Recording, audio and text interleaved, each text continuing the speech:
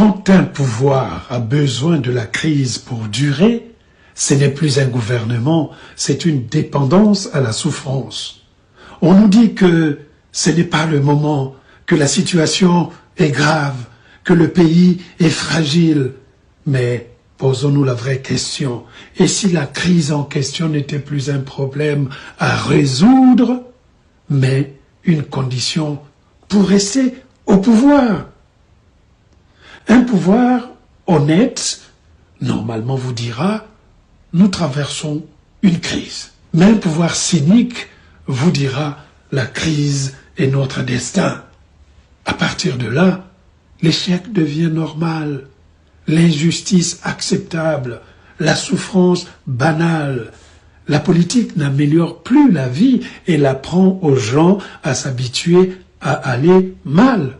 Un peuple qui souffre trop ne réclame plus, ne compare plus, ne rêve plus.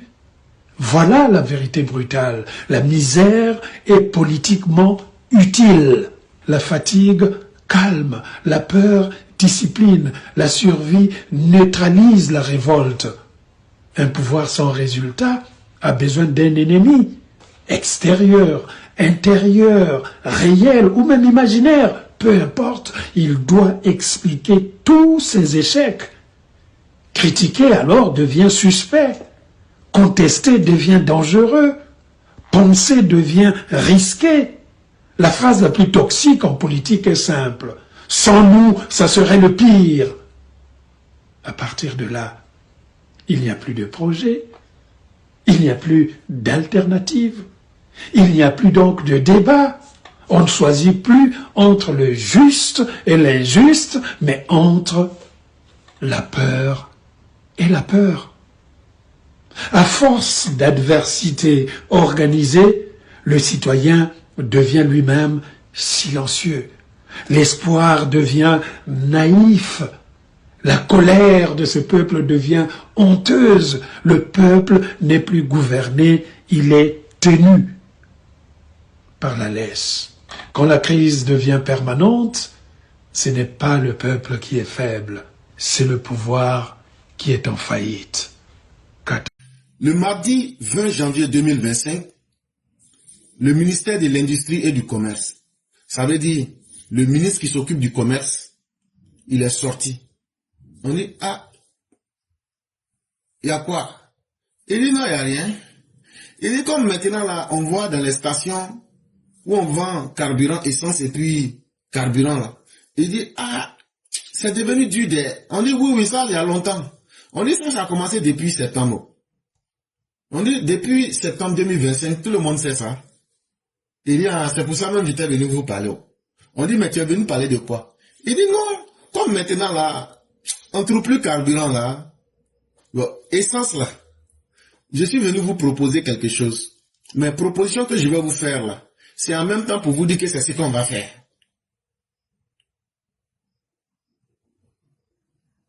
On dit, mais qu'est-ce que tu vas nous dire? Il dit, on va limiter la quantité de carburant que les gens peuvent prendre. Ça veut dire, si toi tu as une moto là, on va limiter le nombre de jours où tu peux prendre carburant dans la semaine. Si tu as voiture là, tu peux plus prendre carburant tous les 7 jours de la semaine. On dit, il faut bien t'expliquer. Il dit, bon, pour les voitures là, dans la semaine là, tu ne peux pas prendre carburant plus de 3 fois. En d'autres termes, carburant là, si toi tu as besoin de ça, tu veux mettre dans la voiture là, dans les 7 jours de la semaine là, on te donne 3 jours pour prendre carburant. Et si tu prends lundi, mardi, mercredi là, à partir de jeudi, vendredi, samedi, dimanche là, les 4 jours là, tu ne peux pas prendre carburant encore. On dit, et pour moto là? Il dit non, pour moto là, c'est 2 jours. Si tu prends essence lundi, mardi, pour mettre dans ta moto, tu peux plus prendre encore mercredi, jeudi, vendredi, samedi, dimanche là. Les autres 5 jours là, aucune station ne va encore te donner carburant. On dit, mais pourquoi vous faites ça? Il dit, non, c'est pour rationner. Parce que, il n'y en a plus. Et ce n'est pas facile. Et donc, on dit, mais comment tu vas faire ça? Il dit, ah, c'est simple.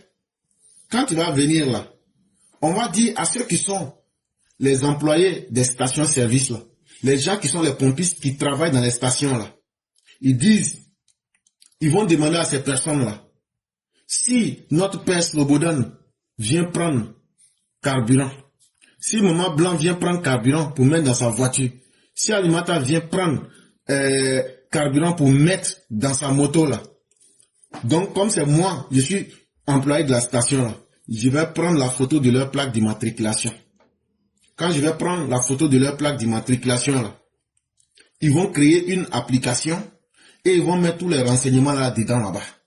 Là, quand c'est comme ça maintenant, si tout le monde ne peut pas venir prendre carburant tous les jours, ça va permettre qu'il y ait un peu de carburant.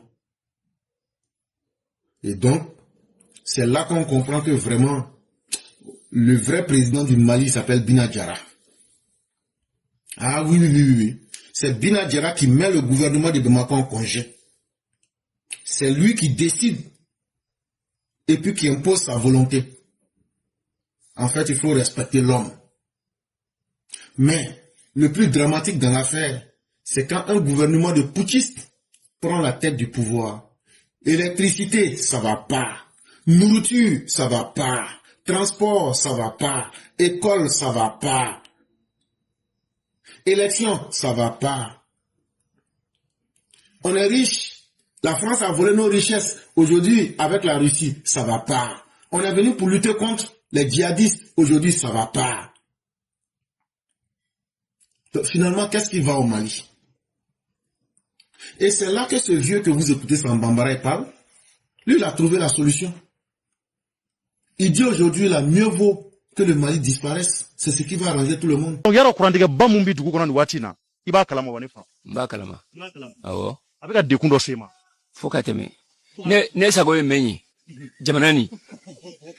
Ankachi. Sabaga ukasa. Balbaga upakabalo. Subhanallah. Chiko jumeta. Behere lao. Ma fuzi za Quran tigewa.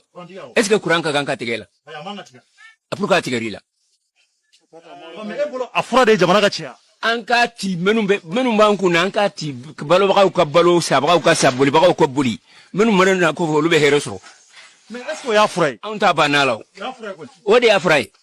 Ni nenyi ka odi afura. Parce que moi je suis né le 29 mars 1949, Madel ka ni nyoko ndegouye. Madel ka nyoko ndegou. Ayi.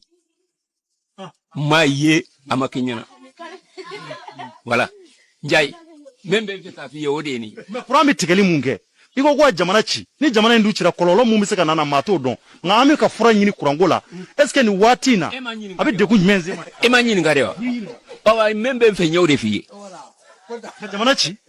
Foka. Ni ake ne bi ate si here lao. Parce que here te jamana ino. Here tala. Ay here tala. Ebe jombe mokele nyembe hani mbado here tala. Hachi? Mumba balikachi. Amachi kabawa. Amachi kabawa. Jamana chilendo. Voilà, aywa, kambufo. Ikanti. Mba. Et comme dirait quelqu'un, que Dieu nous accorde la bonne compréhension. Vous voulez une révolution, ça va finir par une destruction. Vous allez détruire vos pays, mais le drame c'est que vous venez pour remplir les pays des autres.